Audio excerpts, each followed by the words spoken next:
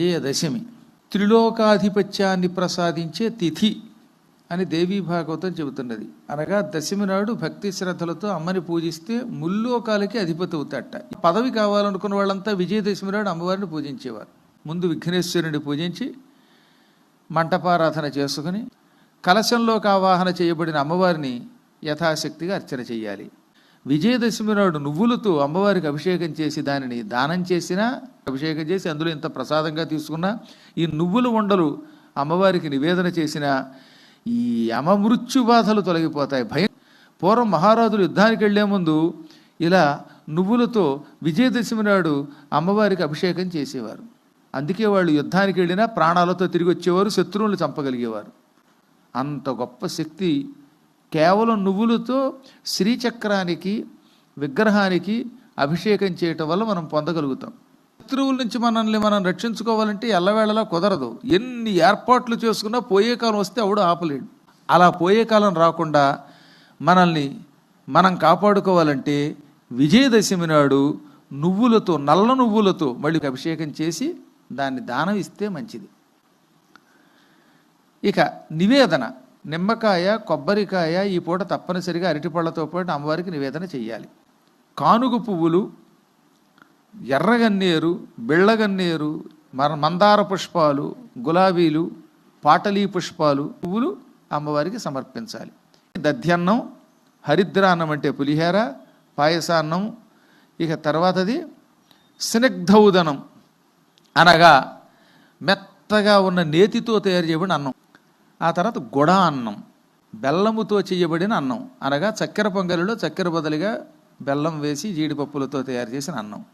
ఇవన్నీ అమ్మవారికి యథాశక్తిగా పెట్టాలి. ఇది కాక ప్రత్యేకంగా ముద్గౌదనాసక్త చిత్త అన్నారు. పెసరపప్పుతో, కేవలం పెసరపప్పుతో వండినటువంటి పులగం అనే ఒక అన్నం ఉంటుంది, అది కూడా పెట్టాలి. ఆ కర్ణ వీటన్నిటితో పాటుగా తాంబూలం కూడా ఇవ్వాలట. విజయదశమి నాడు తప్పక తాంబూలం ఇవ్వాలి. రోజు అమ్మవారికి తాంబూలం ఇవ్వాలి. తాంబూల పూరితముఖి అని పేరు ఆవిడికి. తాంబూలంలో ఏం వెయ్యాలి? పచ్చకర్పూరం వేయమన్నారు. వక్కలు పెట్టాలి. అమ్మవారికి ఇచ్చేటప్పుడు 5 ఆకులు ఉండాలట.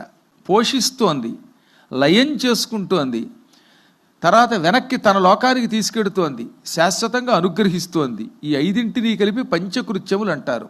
అందుకని పంచకృత్యములకి పురస్కారంగా, గౌరవ సూచకంగా, భక్తితో, కృతజ్ఞతతో 5 ఆకులు సమర్పించాలి. తమలపాకు. ఇంక అందులో ఏం పెట్టాలి?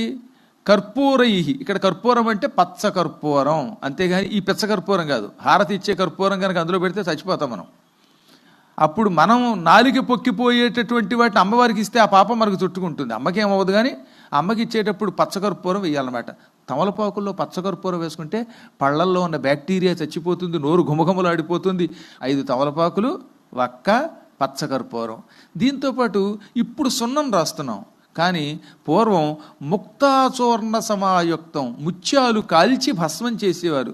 ముత్యాల భస్మం అందులో వేస్తే ఆరోగ్యానికి మంచిది. పర్వాలేదు, కొద్దిగా సున్నం వేసినా పర్వాలేదులేండి. అది కూడా నోరు పండడానికి ఉపయోగపడుతుంది. దాంతో పోలిస్తే ఇది ఇంకొంచెం సేఫ్టీ అనమాట, ముత్య భస్మం. ఇవి కలిపి అమ్మవారికి తాంబూలం ఇవ్వాలి. ఇది తాంబూలం అంటే ఈ తాంబూలం ఇవ్వాలి. అనంతరం ఈ పూట అమ్మవారిని లలితా సహస్రనామము లేక దుర్గా సహస్రనామాదులతో అర్చన చేసి, త్రిశతి ఖడ్గమాల పారాయణం చేసి, శ్రీ సూక్త, దుర్గా సూక్తాలు పారాయణం చేయటం లేక చేయించుకోవటం లేదా వినడం చేయాలి. అనంతరం పూజ అయిన తర్వాత అమ్మవారి చుట్టూటు 5 ప్రదక్షిణలు చేయమన్నారు. ఈరోజు సాధారణంగా అమ్మవారికి 3 ప్రదక్షిణలు చాలు, కానీ విజయదశమి నాడు 5 ప్రదక్షిణలు మంచిది. జమ్మి చెట్టు పూజ ఈరోజు ప్రత్యేకత. శమీ శమయతే పాపం, శమీ శత్రు వినాశిని, అర్జునస్య ధనుర్ధారి, రామస్య ఆక్లిష్టకర్మిణి. శమి అనే ఒక వృక్షం ఉన్నది, దాన్ని తెలుగులో జమ్మి అంటాం.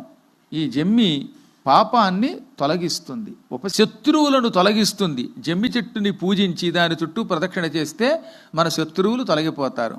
సీతాదేవిని పొందడానికి ముందు రామచంద్రుడు కూడా ఆ జమ్మికి ప్రదక్షిణ చేసి పూజ చేశాడు. భార్య జమ్మి చెట్టు చుట్టూ ప్రదక్షిణ చేస్తే భర్తకి దూరం అవ్వదు, భర్తగారు ప్రదక్షిణ చేస్తే భార్యకి దూరం అవ్వడు.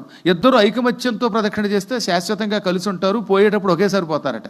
రామచంద్రుడు కూడా విజయదశమి నాడు ఏమాత్రం జంకక, గొంకక, శంకలేక ఆ శంకరుని పూజించాడు. విజయదశమి నాడు పాండవులు అమ్మవారిని భక్తి శ్రద్ధలతో పూజించారు.